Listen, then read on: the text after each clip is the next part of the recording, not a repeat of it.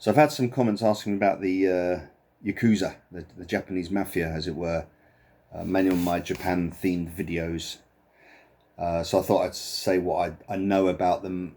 From the outset, I'm definitely, this is not some sort of, I know the Yakuza's secret life and all this.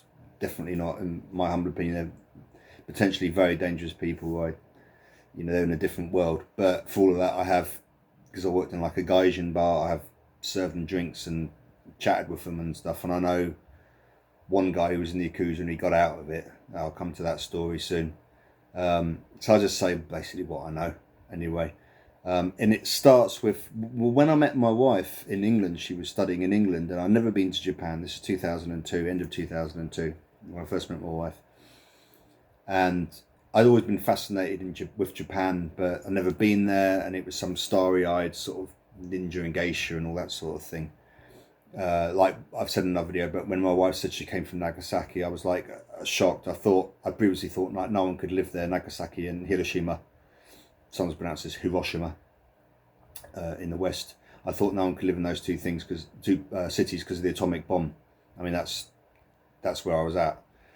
And I remember asking after we met, I asked, well, so what about this? These Yakuza guys that they're covered in tattoos and they're missing fingers and all this sort of thing. And the first thing she told me was a story when she was young, like a child, and she grew up in the temple where I now work here in Nagasaki. And her father was priest at the time. My brother-in-law is the priest now. But two members of the Yakuza came to the temple. My wife said she remembers being extremely scared because one of them did have the missing finger, or cut off at the joint, which is called yubitsume, which is literally a cutting finger. And traditionally it was because you can't hold a sword so well. So the idea being that in feudal Japan, if you cut your finger to show you committed an error as an apology, you couldn't hold your sword so well, so there's less chance of you sort of going out on your own and becoming like a ronin or something. You were more beholden to the group because they had to help you more because you sort of maimed yourself. And so she recognises they were Yakuza, and they came in and they were trying to do some sort of shakedown or something. But my father-in-law, who I never met, I wish I had, he sounds a remarkable man. He was quite a big guy, he was a judo instructor at the temple as well. He took them into his office and he gave them tea and stuff, with all of the doors shut and stuff. And after a while, these guys just left and they never came back. And my wife said my father-in-law never said what went on. But after a while, people sort of grew to understand. He just said, you're not going to get a penny, or I should say a yen, out of this temple. So, drink your tea and all the best to you. And they went off. But the one thing to say about the Yubitsume is when Postman Pat, which is a British animated series, I think in the early 80s, but when they took it to Japan, introduced it to Japan, it was like, what should we do? Because Postman Pat, all the characters have only got 3 fingers. I mean, cartoon characters normally only have 3 fingers. But it was like, oh, do we digitally try and add one or something? Because it looks like Yakuza's going to scare children who it's intended to. So the Ibitsume thing is very widely known. So that much I knew. And then my wife bought me a great book called Yakuza, Confessions of Yakuza. That's it. It's like old time Yakuza, like around the year of the Second World War. That's a really good book. Thoroughly recommend it.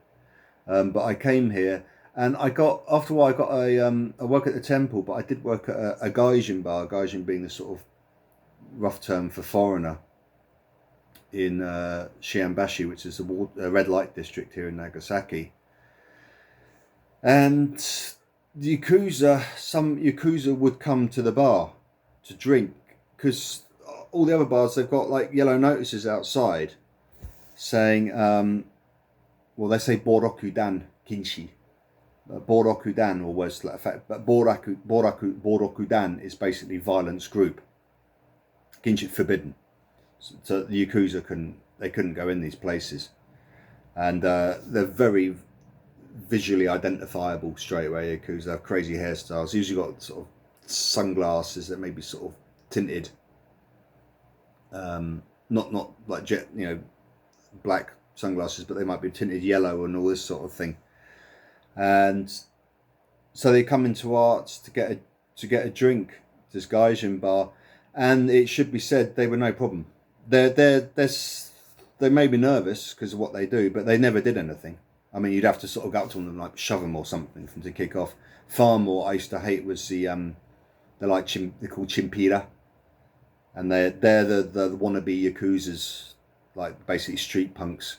But they come in and they got this thing, if they're talking to you, they try and poke you in the groin and stuff. It's really weird. I hated them. But Yakuza, they just serve them drinks and that, and they're really hard to understand. It's not like I'm super fluent in Japanese, and they speak in this slang. There's a video on YouTube. I think it's got a few million hits. It's about this ex-Yakuza guy, and he's become an architect, and he's turned his back on the life, but he's talking. But it really reminded me what these guys are like listening to. I was just listening to it the other day, and this guy's like, he laughs. He's like, sorry if that's a bit much, but it's really loud, and yeah, like suddenly like explosive laughter, and that's what they're like. It really stands out. And yeah, like I think I said, yeah, the slang and stuff was difficult to understand. But like one of them got me a drink. He said, "I'll have one yourself." So thanks very much. As far as I know, the bar was working, like didn't pay him any protection money or stuff.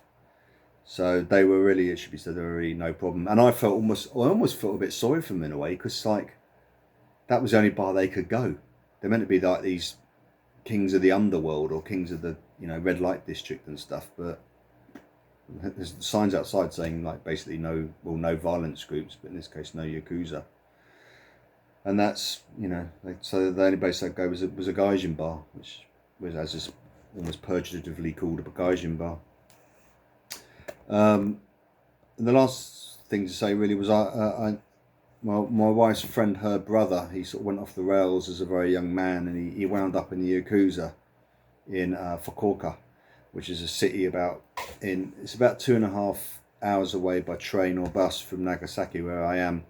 Fukuoka's like the nearest big city. I mean, Nagasaki's a city, but it's small. Well, I have to go to Fukuoka for like the first leg to get back to England. It's that sort of Fukuoka airport. But he became a member of the Yakuza there, and there was rival gangs, rival factions. Apparently he was selling speed.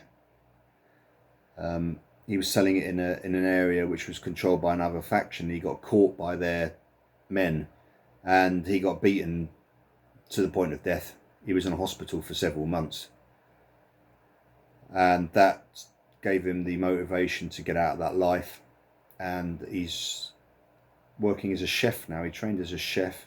It's quite an inspirational story, but it's his to tell. I'll just give the bare bones of it.